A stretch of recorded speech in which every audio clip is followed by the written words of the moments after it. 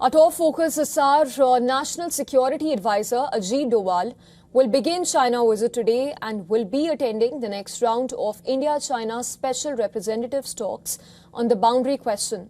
The visit by Ajit Doval comes as External Affairs Minister Dr. S. Jaishankar is in Russia. Doval and Chinese Foreign Minister Wang are expected to sit down for the 25th round of these talks on Tuesday. Both the representatives have been tasked with untangling the 3,488-kilometer border dispute between the two Asian giants. And the backdrop is anything but quiet. The talks are being held against the backdrop of a recent standoff in Arunachal Pradesh. External Affairs Minister Dr. S. Jaishankar, speaking just ahead of the talks, reiterated that peace and tranquility along the border region remains non-negotiable for any good relationship with China. Doval's visit assumes greater significance as it comes ahead of Chinese President Xi Jinping's possible trip to India next month to participate in the BRICS summit. Though both sides have made no official announcement in this regard, Xi is expected to join the summit to be held in Delhi in second week of September.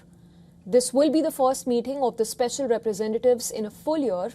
The last round of talks were held in New Delhi in August last year, where both the sides reaffirmed that the 2005 agreement will remain their reference point. This 2000 visit, the agreement, is born out of an exchange of maps on boundary perceptions in Himachal Pradesh, Uttarakhand and Sikkim, though Beijing later backed away from doing the same for Arunachal Pradesh as well as Ladakh.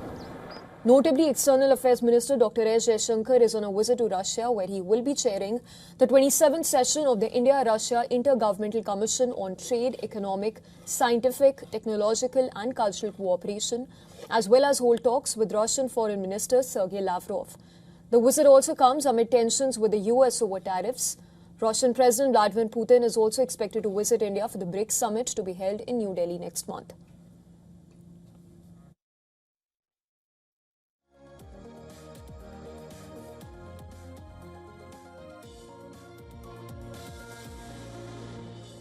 And to take this forward, joining us on the broadcast is Captain Alok Bansal.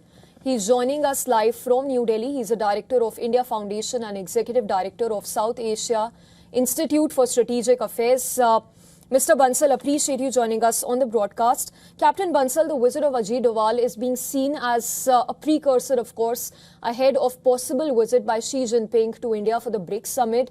What is your analysis of the visit by Ajit Doval, which comes just ahead of the BRICS summit that is to be hosted by India on September 12th? See, firstly, the BRICS summit is significant because of President Trump's unilateral actions. The BRICS countries have come closer. And I think this particular visit of NSA is significant because it would prepare the grounds for President Xi Jinping's visit to New Delhi. Now, the issue that remains foremost as far as India-China relations is of the boundary dispute. The dispute obviously cannot be resolved by one visit, but what is required is peace and tranquility along the border. And to that extent, I think delineation and demarcation of the line of actual control remains the first primary objective, I think, which the two countries need to undertake. And I think at this point of time, both India and China understand that they need each other. And I think they need to come closer. I think India-China relations, in fact, if you look at it, the trade is also improving. In fact, I was going through the figures for July.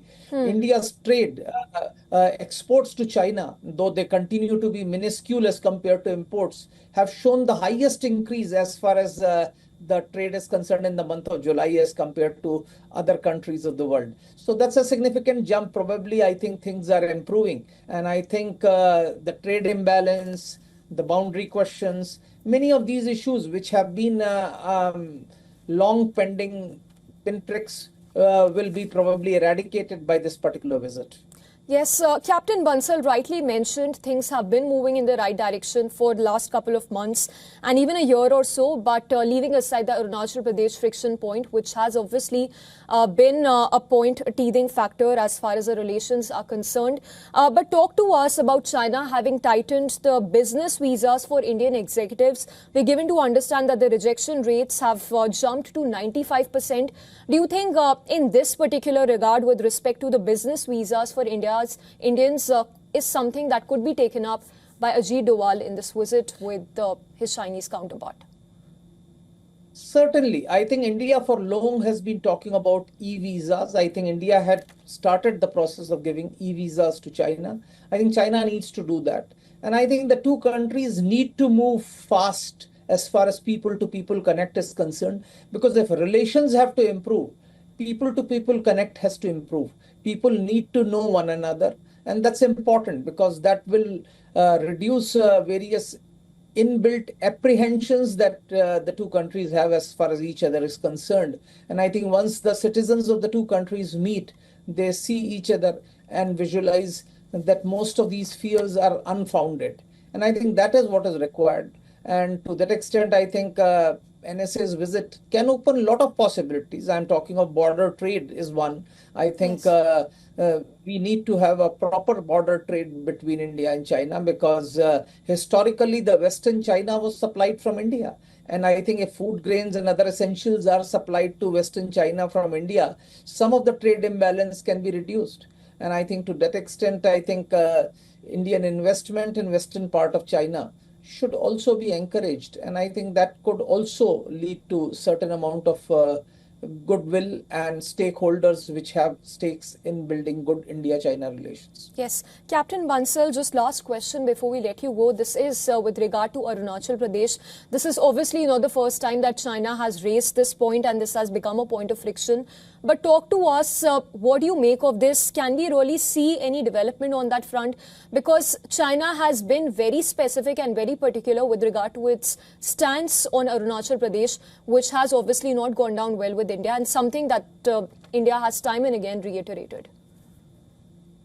See, let there be one thing be clear, that as far as India-China border dispute is concerned, it's an extremely complex issue. And the border dispute has three sectors, that is the Western sector, middle sector, and Eastern sector.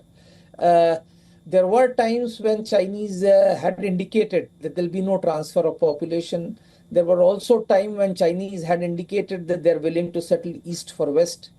But they have certain concerns with respect to certain areas in Arunachal, and I think they have been voicing those concerns. I think these need to be resolved bilaterally, because I think when Deng Xiaoping was alive, he had said very clearly there'll be no shifting of population, there'll be no population change of sovereignty as far as populated areas are concerned. So that should have resolved Arunachal Pradesh, which is a populated region. And whatever issues or whatever problems that we have been seeing, because they have been renaming towns and things like that, I personally feel this can be resolved bilaterally. But as I said, this has been a vexed question. This is actually a very, very old baggage of history. Yes. In fact, there are a lot of issues. And I think it can be resolved. I think once we agree to disagree and demarcate the line of actual control, then next steps can be taken. As long as line of actual control is not demarcated, the perceptions will vary.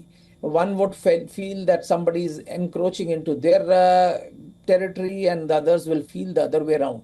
So that factor needs to be understood. And I think the first important step to be taken is that we need to exchange maps all along the border as to what is our perception of line of actual control and what is their perception of line of actual control.